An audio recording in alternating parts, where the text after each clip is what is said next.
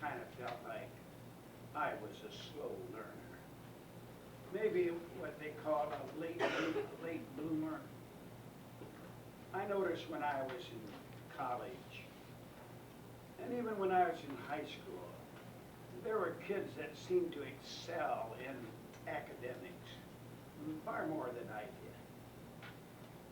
And in college, too, some of those young people studying for the ministry seemed to have got it all together.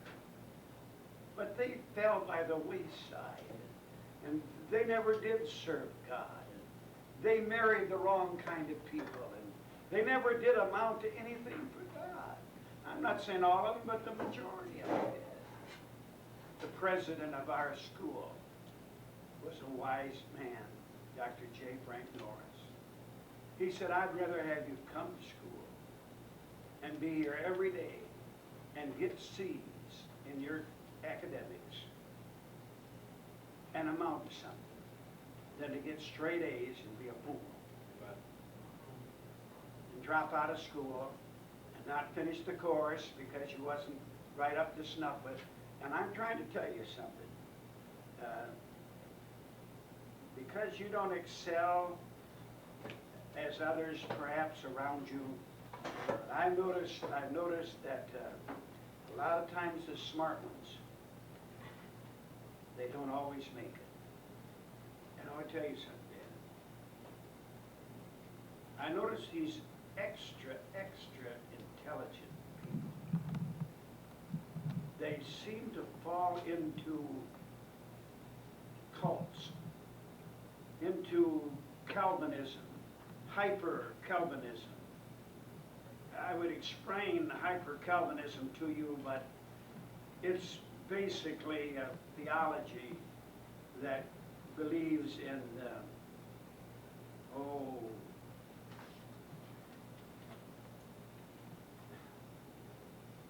I don't want to get into it, because if I do, it'd take the rest of my class hour just to talk about hyper-Calvinism. But it's sort of believing what will be, if it never does happen. That's what happened. It's something like, you're going to get saved, no matter whatever.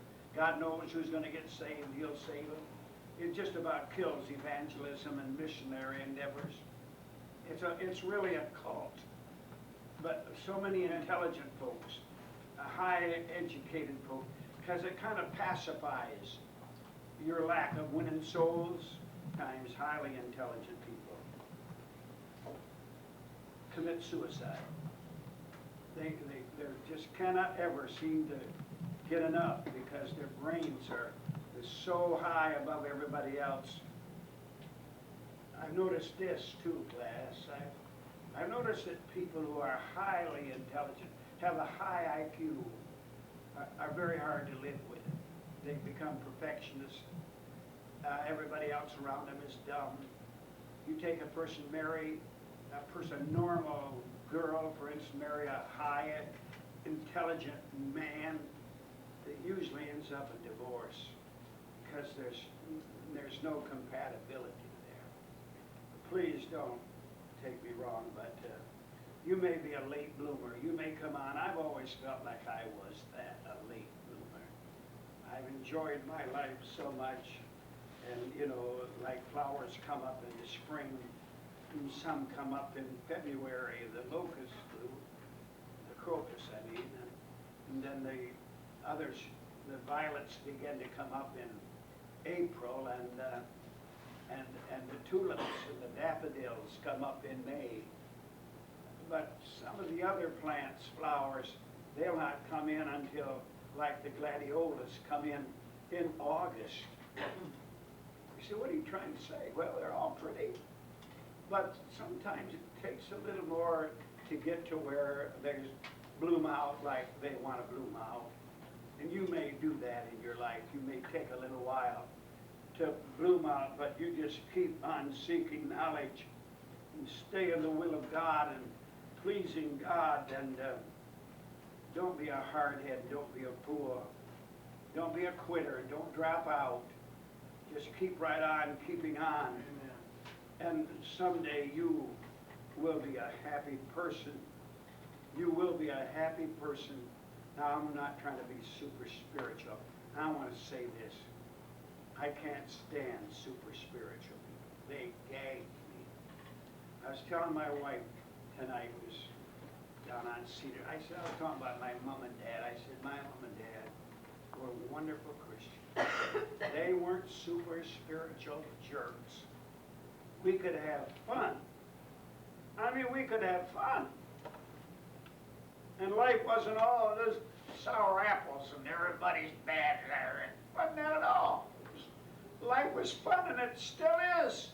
I've had a wonderful life. I had a wonderful foundation and a wonderful mom and dad. They didn't come on with this gaggy Christianity. Gag you. Cram it down your throat. Yeah. You want to vomit. They didn't do that. It was seen, exhibited in their lives by precept and example, and I embraced it and said, that's what I want, what mom and dad's got. I don't know if you can understand what I'm talking about, but that's about the best that I can explain it. That's what I'm saying. A fool hath no delight in understanding, but that his heart may discover itself. Now, really a wise man, they feel they've been well paid if they find knowledge that they've sought for.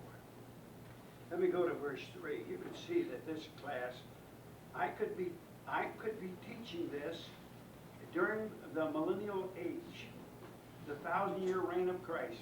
It would take me forever to teach all of this. There's just so much in every verse.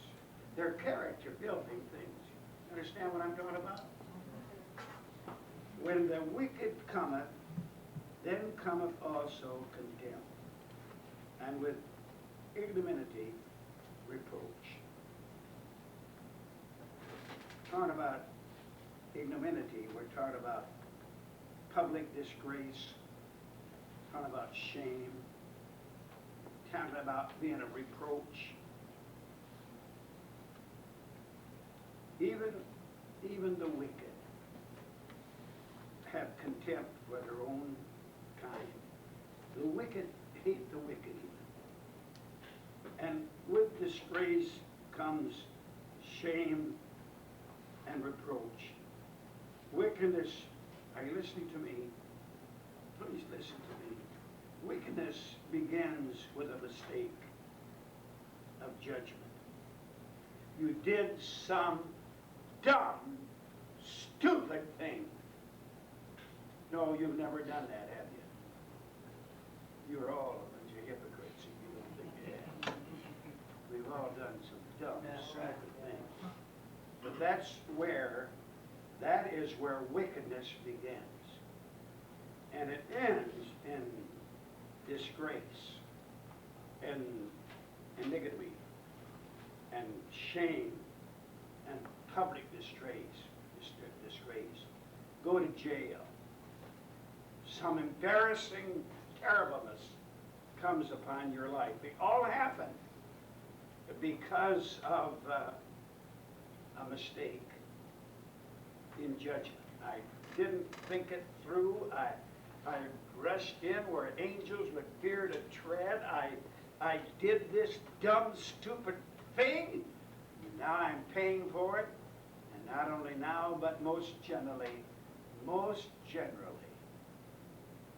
if I know anything about human life, and I believe I do, that most of the dumbest mistakes that people make, they make them while they're still in their teens.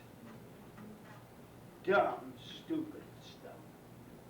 So, well, you won't forget about it. It'll be there hanging over your head. Wrong judgment. Amen. You say, well, I don't see anything wrong with it. It's fun. But in the long run, wickedness and wrongdoing comes out of that, and it always leads to disgrace. Proverbs 20:1, wine is a mocker, strong drink is raging, and whosoever is deceived thereby is not wise. It'd be wrong for you to take one drink. My dad was a good dad.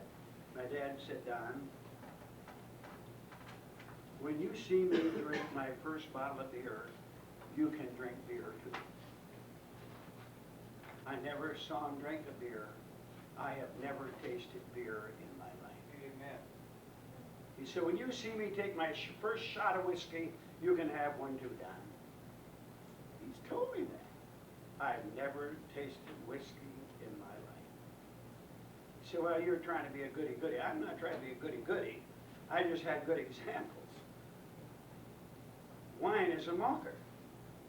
Strong drink is raging. And whosoever is deceived thereby is not wise. And sin will lead you on. Right. It'll, like I said the other night, it would take you farther than you want to go. Keep you longer than you want to stay. And cause you to pay more than you want to pay. I'm afraid of sin. I am afraid of sin.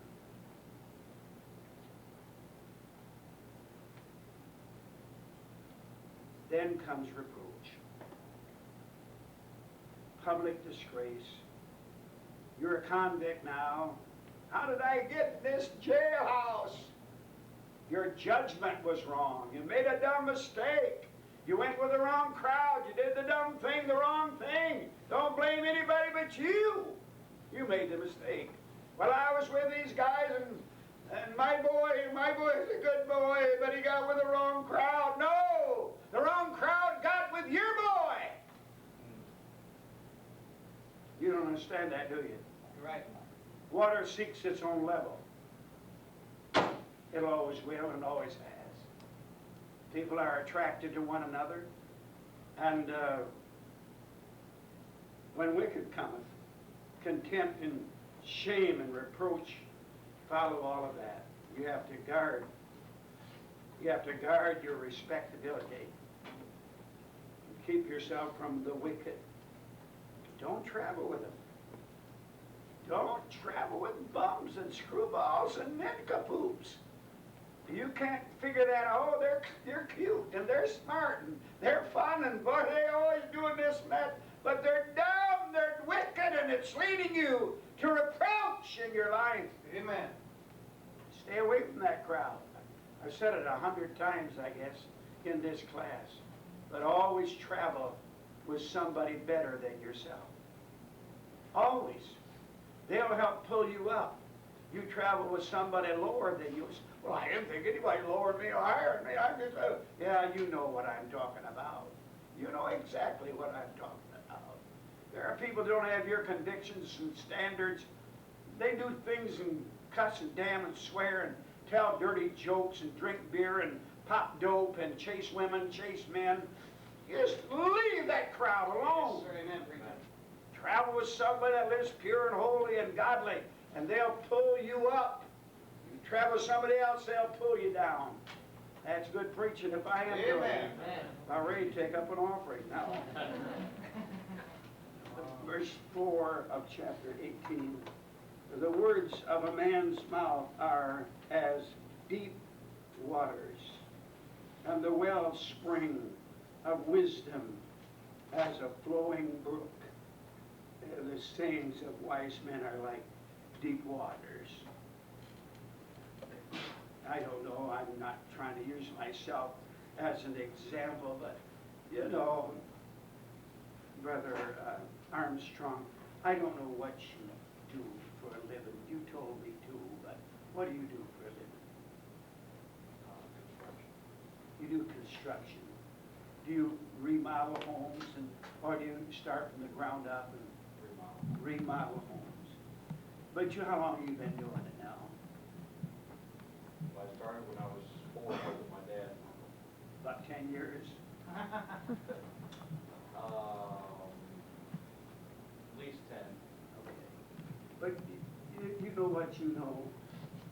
You know more than I do about remodeling homes. I could see what needs to be done, but I wouldn't want to go out to do it because I'm not handy with my hands. And I let my wife do it. But what I'm trying to say is this. You wouldn't want to teach this class either, would you? Because there's 55 years of background behind what I'm saying. And I'm not trying to tell you that I'm a wise man, but I might be a little wiser than you are in some areas. You may have some expertise that I have no knowledge of. Save you a little bit of problems. You understand what I'm saying? I'm not trying to say I'm smart, but there's nothing like experience. And experience is the best teacher. And I know that I could say, John, listen, when you leave tonight, don't go down Kavanaugh to Dunco, because halfway down there is a mud hole. The road's all broken up. It's a sinkhole. And people have been drug out of there all day long with a wrecker because it's a mud hole. And you'd say, well, who is he telling me what to do? He doesn't know. But I do know that that's what's been going on all day down there, and you're going to get in the mud hole if you go down that way. But you can be a smart aleck and say, I'll go that way anyway. Nobody's telling me what to do. You understand? You come to me and say, Brother Green, what do you think about this? And I'd say, well, I know some other people that went that route and did this, did that, the other thing, and this is what happened to them. I'm going to do it anyway. Go right ahead, fool. Go right ahead. Probably the same results that they had, you'll have the same results. You understand what I'm saying? I don't mean to belabor you, but with years come experience. And with years comes greater understanding. That's you, Brother Paul. Now you're a mature man. But if you were going to fly from New York to Paris,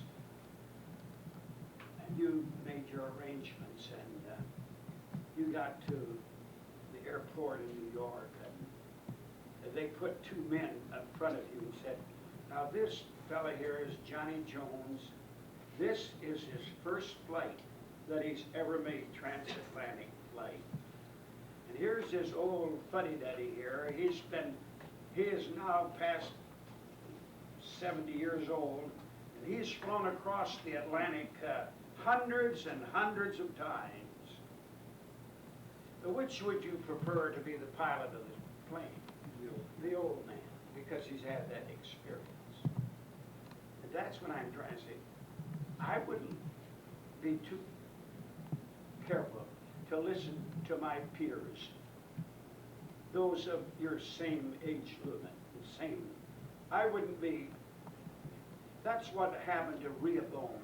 Right. He listened to his jerks that he grew up with, right, rather than the old men of Israel, and he lost his kingdom. 10 tribes just moved right out and said, we've had it with you. And Jeroboam started a brand new nation because of Rehoboam's counseling with peanut-brain kids. Good preaching, Brother Green. Amen. Young people especially take the counsel of older people and the words of wise people, experienced people. It's so valuable. Just be careful that you're not a hard head. I say this is all I've ever done as pastor. We've got hard heads in this church. Hard heads. They will not listen. I can preach my lungs out, turn purple in my face, and they go right out the door just like they did when they came in. Hard head, they won't listen. Well, anyway, verse 5. It is not good to accept the person of the wicked, to overthrow the righteous in judgment. It's not good to permit riches or influence or friends or anybody to pervert judgment. That is to, if they're poor and don't have money and not too good looking, not too smart, to go up against them in judgment because your friends say, I'm suing them, or I'm going to pursue to get something from you. Never. What's right is right, and what Amen. is right will always be right, and what is wrong is wrong. And God would not want us to put someone down, or hurt someone, or justify something that is wrong because of a friend. I'm going to offend. I know what I ought to do. I know what I ought to do. I know what I ought to say, but now I don't want to offend Mark's dad. I don't want to offend Mark's mother. I know what's right. I don't want to offend his brother. I know what's right, though. But I'm not going to make a judgment on that. And if they really come to it, I'd go against his brother and his dad. Because you see, that's what I'm talking about. It's sort of a screwball thing to use friends, or friends to use you to stand up against someone, or to lie to someone, or to allow someone to be punished for something that they didn't do just because you want to protect your friend. To lie. What I mean by that is, it seems sometimes if I just told a little lie, it would help me out. But no matter whatever, it never will work out right when you lie or cheat. Even though it may cost you something to confess right, to turn your head or don't see something that's going on, and you know it's wrong, but you don't want to hurt anybody or anything. We're talking about being an honest Christian, is whatever it might be, to protect people by lying. You don't do that. That you're a pastor of a church, and you make a mistake. You led the people the wrong way. I told you before how God is so gracious to forgive, and most people are too, because you made a mistake. Everybody makes mistakes. Everybody does. But when you make two or three of them, glowing, glaring mistakes, people begin to say in the church, this guy does not know where he's going, and he's leading us down a blind alley. Now, listen to me. If you deliberately are doing that, now if you make a mistake, and you didn't mean to make a mistake, you just did, and you didn't get your orders right, God will understand that. God will understand that. You'll cover your tracks so that the people behind you wouldn't even know what you did wrong. But when you deliberately try to pull a shenanigan, you try to undermine the pastor or undermine the leadership, or try to create a problem in the church, friend, God will pull the rug out from underneath you, and you will be disgraced. Amen. Lips enter into contention, and his mouth calleth for strokes, that is, a whipping or a beating or whatever. A fool will quickly get involved in a fight. Now let me talk to you men particularly, and I guess women also, that my mother always taught me, maybe if your parents taught you this, would you just raise your hand to keep your nose out of other people's business? Amen. That's a good thing. Amen. That's a good piece of character building. You don't have to get involved. And God has called us to be peacemakers, not troublemakers. We ought to avoid any kind of a conflict. But a fool's lips, they enter into contention. They like it. They get involved in conflicts. And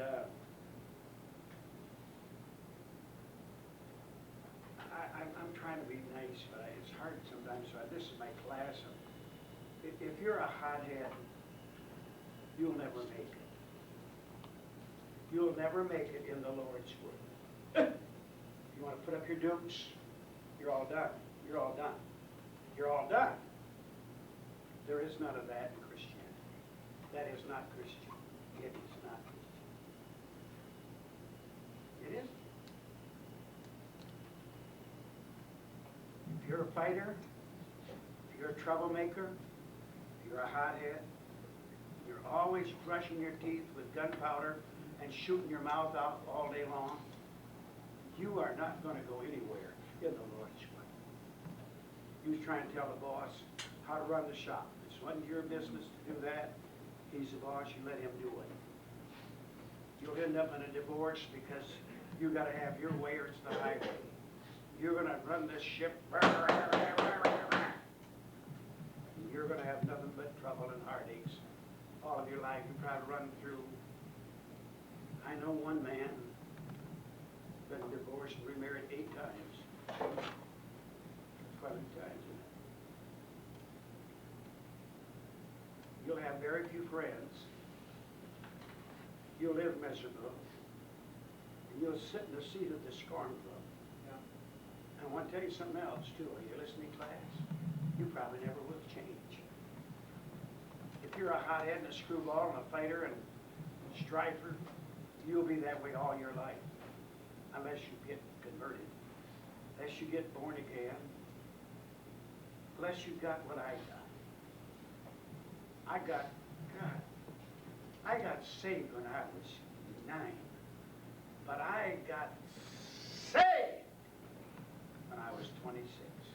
Oh, you said, oh no, I wasn't converted. I was saved. I was converted. But I was saved from a life of destruction. I was a Christian. But I really got born again when I was 9. But I never yielded my life to Christ until I was 26. And I want to tell you, like old Chico, it was just like being saved all over again. My life was changed. All the wickedness, pleasant, all of that prejudice and all that foolishness and hatred and bitternesses. I got straightened out and become sweet and kind and easy and treated and a wonderful Christian. Care for other people. Be a peacemaker. I like the word magnanimous. It's about a 25% word. 25-cent word, but it's a big word. But it just means you're big. Magnanimous. You can handle life. You can take criticism. You can handle your life because you're big. If you're picky, argumentative, and squabbling, striving, there's something wrong with you. Just don't stick your nose in other people's business. And love your enemies. And do good to those that despitefully use you. What would I ever like to? Who would I like to say? Let me do it. Let me just take, I got 2 minutes. A fool's lips enter into contention, and his mouth calleth for strokes. A fool will quickly enter into a fight. Okay, if that's the way you feel about it. But that's not Christian. We don't fight! I don't know if you ever get that in your head or not. We don't argue. We don't quarrel, yell, and scream at each other. We don't do that. We're Christians. We don't go around knocking the chip off somebody's shoulder. We don't do that. Fighting is not Christian. Neither arguing nor quarreling. It's not Christian. I wouldn't live 5 minutes like some of you live at your house. I wouldn't. The kind of a person that God uses is a person that is slow to anger and not a brawler. That is what Paul said. Right. Not only pride cometh contention, he said to leave off contention before it is meddled with. chapter 17 and verse 14. Avoid contention and striving, Paul told Titus. The contentiousness of a wife or a continued dropping. That's Proverbs 19:13. A continued dropping in a very rainy day is as a contentious woman. There, as a contentious are alike. It is better to dwell in the wilderness than with a contentious and angry woman. Paul said, unto them that are contentious, indignation and wrath. Luke 6:29, and unto him that smiteth thee on one cheek, after also him that taketh away his cloak, forbid not to him to take your coat also. If he slap you on one cheek, you turn the other and say, slap that one too. You want your coat, you give him your shirt too. You say, I wouldn't do that. Well, of course, you're not advanced Christian yet either. Don't be a fighter. Starts with your lips. Oh, shooting your mouth off. Bad spirit. Poor control over your life. Spiritually weak. You keep your mouth shut. You save yourself a lot of trouble. I'm going to close now. I want to read. I want you to mark it in your books. 2 Timothy 2:24. We're talking about Christian workers now. People that are trying to live for God, serve the Lord. And the servant of the Lord must not strive. You can't fight. But be gentle unto all men. That's God's orders. We don't fight. You're all done with that. So I don't care what the preacher says. I don't care what the Bible says. I'll do whatever I want to do. Go right ahead, fool. Go right ahead. But I've given you some good advice tonight. Amen. Stay out of the fighting business. Let the damn little devils crowd do all of that. Let your mother-in-law do it, but don't you do it. What did fellow say? He's going to get a divorce. And he said, why are you going to do that? Well, he said, my wife hadn't talked to me in 3 months. He said, man, you ought to reconsider. He said, a good woman like that's hard to find. Is anybody learning something tonight? What do you say?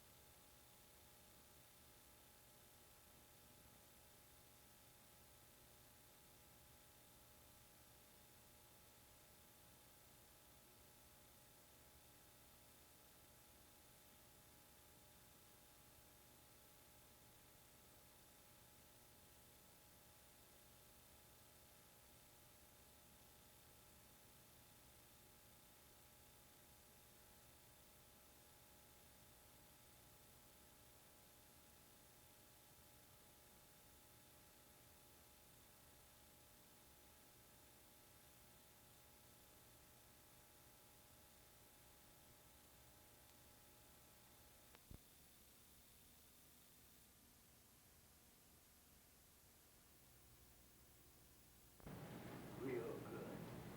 You do. Because you're lost. You're lost. You know, my wife, I don't know how we got talking about it on the way home. She come from Texas. That commission, I've been married 21 years, but I keep finding out things that I didn't know about her. And I said something, was talking about pornography. And I said, you know, thing, I'm honest with you. I have never, ever in my life ever seen the privates of a woman, a lady or a girl in a picture. Never in my life have I ever seen it.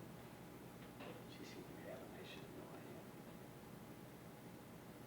my folks were Christian people, and I was brought up different. And the fear of going to a movie or buying pornography, I'm just saying this, was, I've always been so afraid. I'm afraid of rock music. I'm afraid I might like it. And then I get involved in it. You understand that? You can get all sort of messed up. I don't think I've ever in my life, Steve, taken God's name in vain. I don't think I ever have used God in a swear word in my life. It would scare me to death if I did. I'd feel like the sky would fall on my head. That's because the fear of the Lord has been put in me from my childhood. Now wait a minute. I can't honestly say that I have never seen or heard or been around things that I shouldn't have been around. But there are a few things I just haven't seen, and I've never tasted beer in my life. I never tasted whiskey. I never tasted it in my life. You say, well, you might like, I know it. That's why I don't try it. I don't like it. I never popped any dope. I just don't do it. I haven't got many brains, and I would hate to pickle the ones I've got, mess them all up. It's hard enough to make it down through life when you got good sense, let alone having it all messed up with drugs. Can you understand that? Amen, that's right. You know, I'm afraid. I'm afraid of women. I don't want to, I'm just afraid. I don't want to get messed up in my life. People bigger and smarter and tougher than me have got messed up, and I just don't want to mess up my life. We're talking in our text here about liars, and we're talking about deceitful people. Now, I grant you, I've done some deceitful things. I've lied, I have done that, but I've never have done it and enjoyed it. Holy Ghost, tear my little red wagon all up. Hurts down inside. I haven't got time to do it anymore, but I'm going to do it anyway. Who's next in line here? Boy, I was going to have a little bit to say about grammar. How important the grammar is. It's one of our verses for this lesson was on grammar and how we need to be able to speak well. But notice verse 5, it said, whoso mocketh before reproacheth his maker, and he that is glad at calamity shall not be unpunished.